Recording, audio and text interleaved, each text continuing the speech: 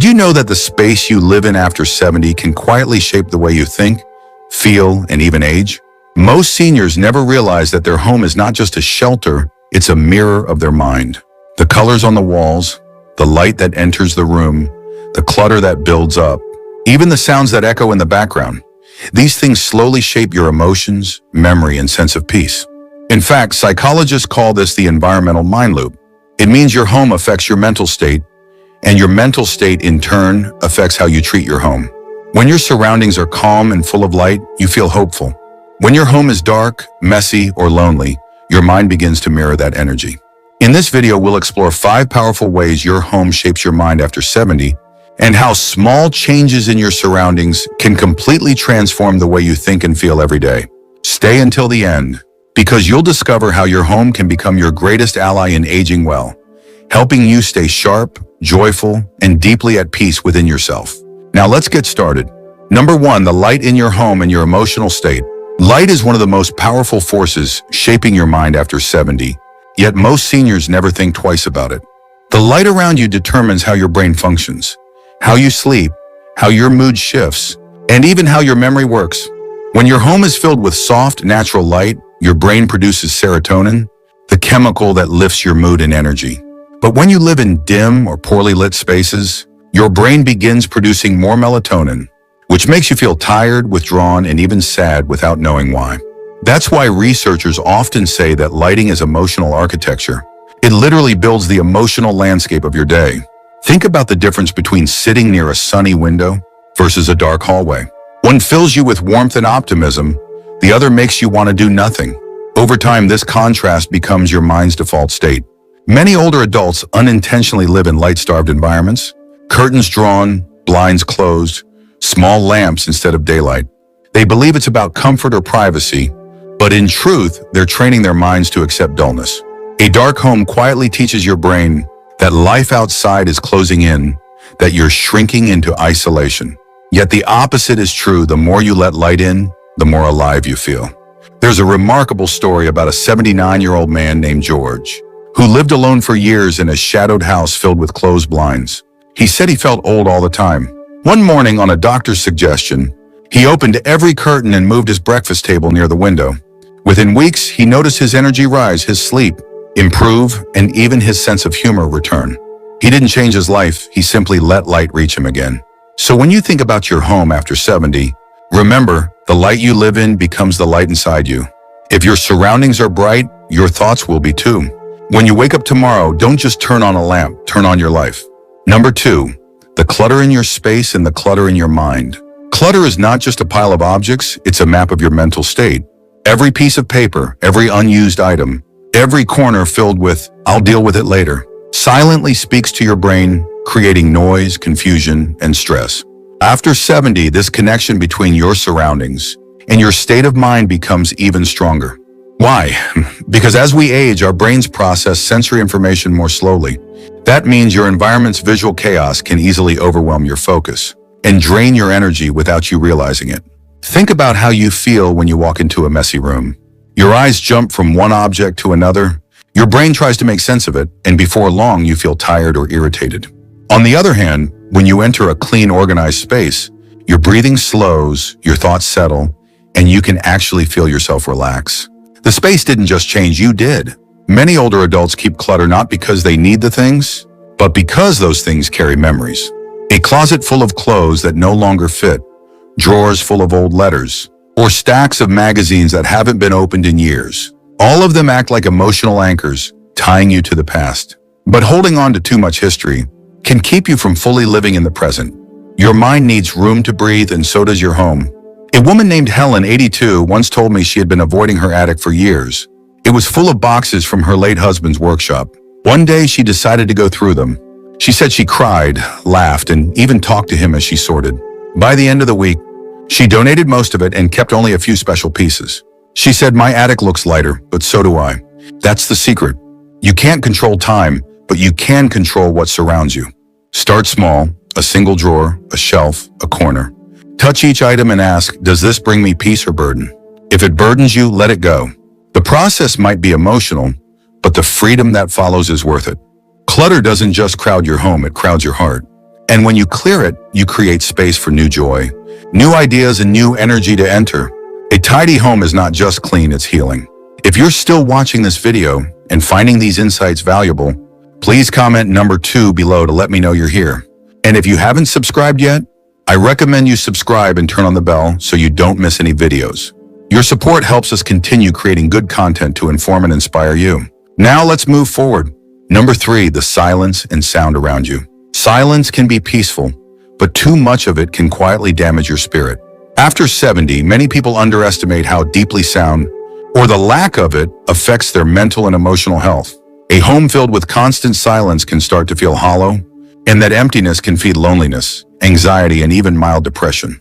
On the other hand, a home that carries gentle, meaningful sound, music, laughter, the rhythm of life helps the mind stay awake, alert, and emotionally balanced. Studies have shown that long periods of silence can cause the brain to become more sensitive to stress. When there's no comforting noise, your mind starts amplifying your own thoughts. And those thoughts often turn toward the past, regrets, or worries. For seniors, especially those living alone, silence can turn into an emotional echo chamber. But when you surround yourself with sound that soothes and connects, like the soft hum of a radio, the melody of old songs, or even birds outside your window, it grounds you in the present moment.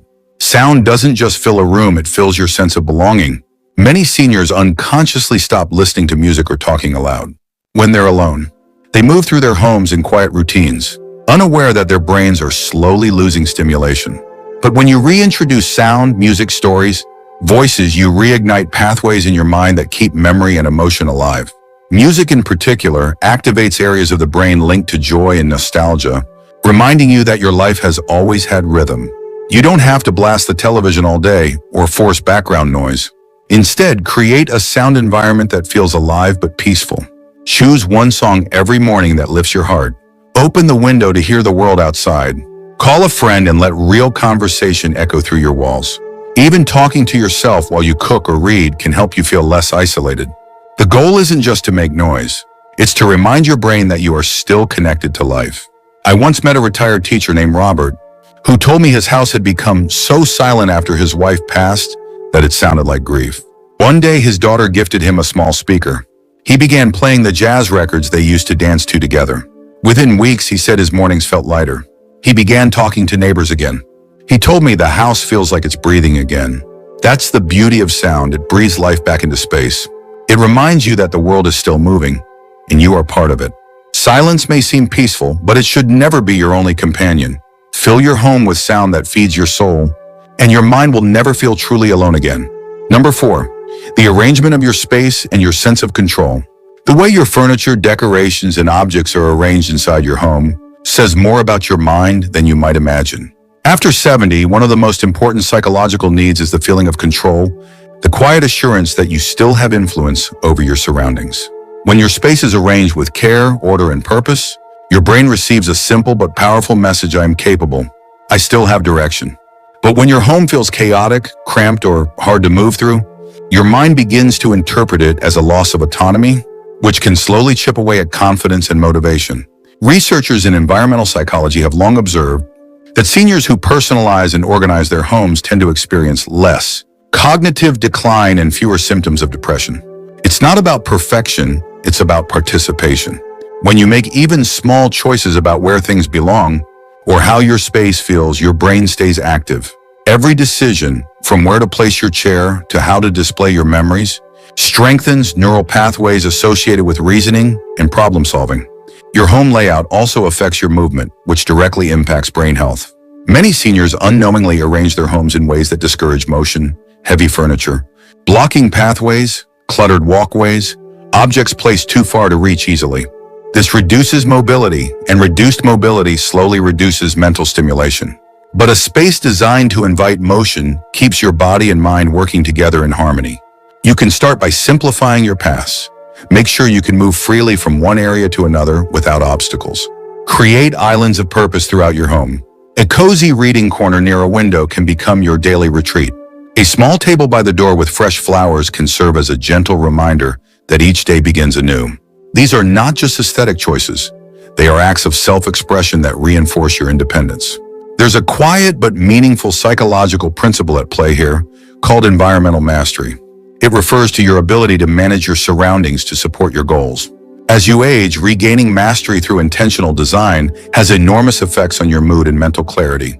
Even rearranging furniture can reawaken your sense of vitality. I once spoke with a 76-year-old widow named Patricia who said she felt like her life had stopped moving. One day, she decided to rearrange her living room by herself, placing her armchair near the light, moving her husband's old desk by the window, and creating a clear path to the kitchen. She told me later that she hadn't just rearranged her furniture, she'd rearranged her spirit.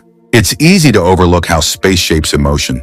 But when your home feels open, welcoming, and designed by you, not just for you, it becomes a reflection of strength rather than limitation. Every small change reminds your mind that you still make choices, you still adapt, and you still lead your life. If you're still watching this video and finding these insights valuable, please comment number 4 below to let me know you're here. And if you haven't subscribed yet, I recommend you subscribe and turn on the bell so you don't miss any videos. Your support helps us continue creating good content to inform and inspire you. Now let's move forward. Number 5, the memories your home holds and how they shape your future. Every wall, every chair, every picture frame in your home carries a story. After 70, your surroundings become more than furniture. They become the chapters of your life written in physical form.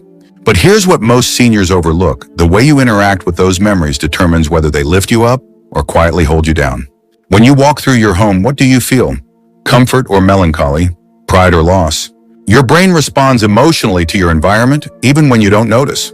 That framed photo of your children, the worn armchair where your spouse used to sit, or the keepsakes from younger years, these aren't just objects. They're emotional anchors, constantly triggering subtle reactions in your subconscious. If most of those cues bring sadness or regret, your home begins to reinforce loneliness. But if they bring gratitude and warmth, your home becomes a place of healing. You have the power to shape those associations. The secret isn't to erase the past, it's to curate it. Keep the items that make you smile, that remind you of love, laughter, and growth. Let go of the ones that only remind you of what's gone. Because when your environment constantly pulls your heart backward, your spirit can't move forward. This isn't just emotional advice, it's neurological truth. The brain's limbic system, which processes memory and emotion, reacts every time you see something meaningful. If your home is filled with positive cues, it stimulates the release of dopamine and oxytocin, chemicals linked to happiness and connection. But if your home carries too many cues of grief, it activates cortisol and stress pathways, leading to anxiety and fatigue. In other words, the energy in your home literally rewires the chemistry of your mind. There's a touching example of this in a man named Leonard, age 81. For years, he kept his late wife's clothes in the closet, untouched. He said it felt like keeping her close. But every morning when he opened that door, he would feel a heaviness he couldn't explain. His daughter encouraged him to keep one sweater, the one she used to wear in the garden, and donate the rest. He did it reluctantly, but afterward he said, "For the first time in 10 years, I walked into that room and felt peace." His home hadn't changed much, but the meaning inside it had. Your home is like a mirror. It shows you what you choose to see. Fill it with symbols of life, not loss. Add things that inspire you: plants, music, art, or even a journal on your nightstand for your morning reflections. Each small addition becomes a message to your brain that says, "I am still growing." You can't change the years behind you, but you can change what they mean to you, and your home is where that transformation begins. The memories within your walls can either keep you living in the past or help you celebrate the fact that you're still here, still learning, still living. Choose to let your home remind you not of what you've lost, but of how much you've lived. Final thoughts. Your home is not just where you live, it's where your mind lives too. After 70, every object, every sound, every bit of light in your home sends messages to your brain, shaping how you think, feel, and remember. A peaceful home creates a peaceful mind. A lively home keeps your heart and spirit young, and a home filled with purpose keeps you connected to life itself. The truth is, your environment has more power over your emotions than most people realize. A bright window can lift your mood more than 1,000 words. A clean, open space can restore calm faster than meditation. The smell of something familiar, the warmth of sunlight, or the sound of gentle music, these are not luxuries, they are forms of medicine for your soul. As you grow older, Don't let your home slowly turn into a museum of the past. Let it become a living reflection of the person you still are, curious, hopeful, and alive. Keep it filled with things that bring comfort and meaning. Remove what drains you. Surround yourself with light, sound, and beauty that remind you that each day still holds something new. Your home has the power to shape your thoughts. But remember, it also works the other way around. The more gratitude, warmth, and life you bring into your heart, the more your surroundings will begin to mirror that energy back to you. In the end, the best home isn't the biggest or the cleanest. It's the one that feels like peace when you walk through the door. Thank you for joining us today. We'd love to hear from you. Leave a comment below and share one thing you learned today and how you plan to use it in your life. Your thoughts are important to us, so don't hesitate to share them. Reading your comments gives us great motivation and encouragement. If you enjoyed this video and found it helpful, please like, subscribe, and share. Your support helps us continue creating good content to inform and inspire you. Thanks for watching,